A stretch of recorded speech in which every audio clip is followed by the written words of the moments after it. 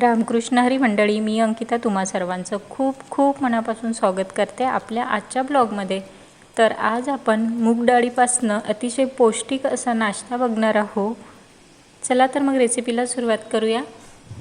तर येथे मी 1 ग्लास एवढी मुगाची डाळ भिजत घातली।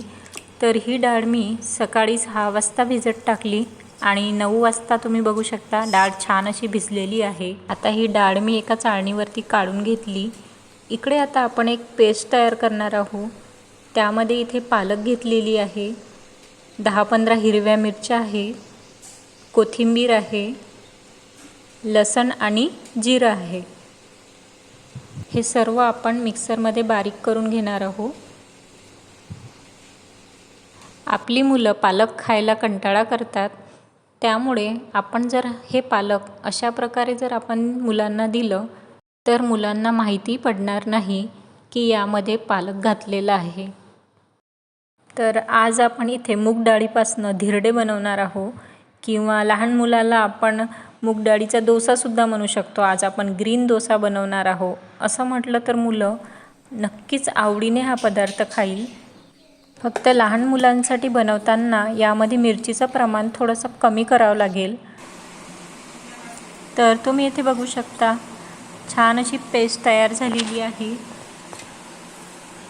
आता आपण याच मिक्सरच्या भांड्यामध्ये जी आपण डाळ चाळणीवरती काढली होती ती डाळ बारीक करून घेणार आहोत। तर ही डाळ वाटताना येथे मी थोडंसं पाणी घातलं होतं। आपली डाळ इथे छान अशी वाटून झालेली आहे। आता ही वाटलेली डाळ मी एका भांड्यामध्ये काढून घेतली। आता यामध्ये आपण जी पेस्ट तयार केली होती ती घातली, थोडं मीठ घालायचं,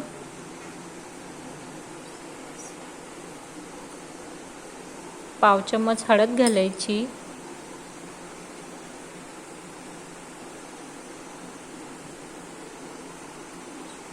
सर्व साहित्य छान असं एकजीव करून घ्यायचं।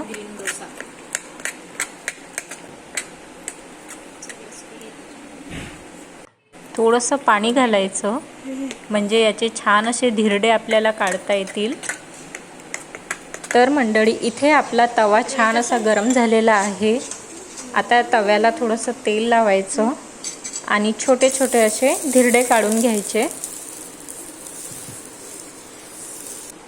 तुम्ही व्हिडिओमध्ये बघू शकता या प्रकारे।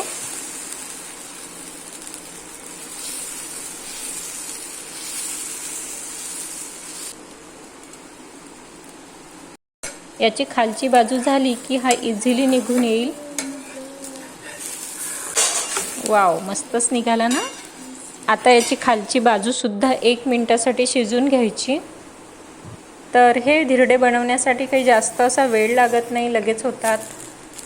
चला तर इथे आपला धिरडा छान असा झालेला आहे। आता याला आपण एका प्लेटमध्ये काढून घेऊया।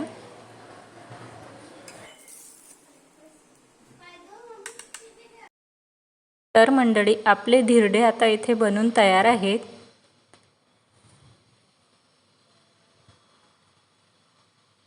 हे धिरडे आपण टोमॅटो सॉस सोबत खाऊ शकतो किंवा दह्यासोबत सुद्धा खाऊ शकतो। आता याच बॅटरपासनं आपण याची भजीसुद्धा काढू शकतो। भजी काढण्यासाठी यामध्ये मी 1 कांदा बारीक कापून घातला, 3 ते 4 चम्मच बेसन घातलं, थोडीशी सोप घातली आणि याचे छान असे भजी काढून घेतली। मुगाची भजी चवीला खूप छान झाली होती। पावसाळ्याचे दिवस आहे आणि गरम गरम अशी भजी पावसात खाण्याची मज्जा काही वेगळीच असते ना। चला तर मग ही मुगाची भजी आणि धिरडे तुम्ही दोन्ही नक्की ट्राय करून बघा। आजच्या दोन्ही रेसिपी तुम्हाला आवडल्या असेल तर व्हिडिओला एक लाईक करा, कमेंट करा आणि चॅनलवरती नवीन असाल तर चॅनलला सबस्क्राईब करायला विसरू नका।